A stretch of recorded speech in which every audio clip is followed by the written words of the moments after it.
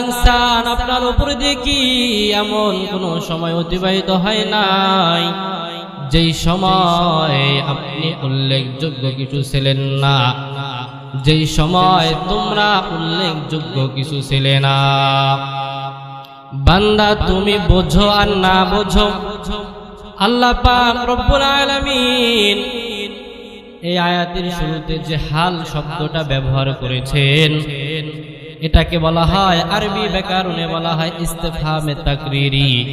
অর্থাৎ বান্দা তুমি বোঝো আর না বোঝো, তোমাকে বলতে হবে হ্যাঁ আল্লাহ হ্যাঁ, আমার উপরে দিয়ে এমন একটা সময় অতিবাহিত হয়েছে যেই সময় আমি উল্লেখযোগ্য কিছু ছিলাম না। একটা সময় তোমার আমার কোনো অস্তিত্ব ছিল না, তোমার আমার কোনো অস্তিত্ব ছিল না। আল্লাহ পাক রব্বুল আলামিন তোমাকে আমাকে অস্তিত্ব দান করলেন।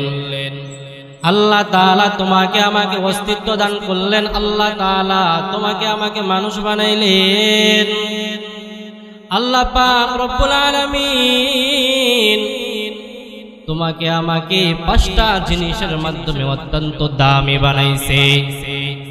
আল্লাহ পাক রব্বুল আলামিন 5টা জিনিসের মাধ্যমে আপনাকে আমাকে বড় দামি বানাইছে।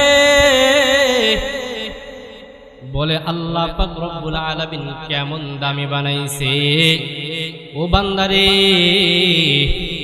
তোমার আমার কোনো অস্তিত্ব ছিল না, আল্লাহ পাক রব্বুল আলামিন তোমাকে আমাকে মানুষ বানাইছে। তোমার আমার কোনো অস্তিত্ব ছিল না, আল্লাহ পাক রব্বুল আলামিন যদি চাইতেন তাহলে তো আল্লাহ তোমাকে আমাকে মানুষ না বানাইয়া অন্য কিছু বানাইতে পারতেন। কিন্তু আল্লাহ পাক রব্বুল আলামিন তোমার আমার প্রতি দয়া করে মায়া করে আল্লাহ পাক রব্বুল আলামিন তোমাকে আমাকে মানুষ বানাইলো।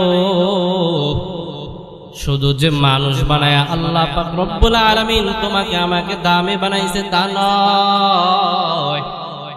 ও বান্দা, তুমি আমি দুই চোখে যা কিছু দেখি আর না দেখি সব কিছু হচ্ছে আল্লাহ তাআলার বানানো মাখলুক। আর এই সমস্ত মাখলুকের মধ্যে আল্লাহ পাক রব্বুল আলামিন মানুষকে আশরাফুল মাখলুক বানায়া আল্লাহ পাক রব্বুল আলামিন শ্রেষ্ঠত্বের ঘোষণা দান করেছেন। এজন্য মুসলমান, তোমার আমার কোনো অস্তিত্ব ছিল না, আল্লাহ পাক রব্বুল আলামিন তোমাকে আমাকে অস্তিত্ব দান করলেন। আল্লাহ পাক রব্বুল আলামিন আপনাকে আমাকে অস্তিত্ব দান করার পরে আল্লাহ পাক রব্বুল আলামিন আপনাকে আমাকে সৃষ্টি জীবের সেরা মাখলুক বানায়া বড় দামি বানাইলেন।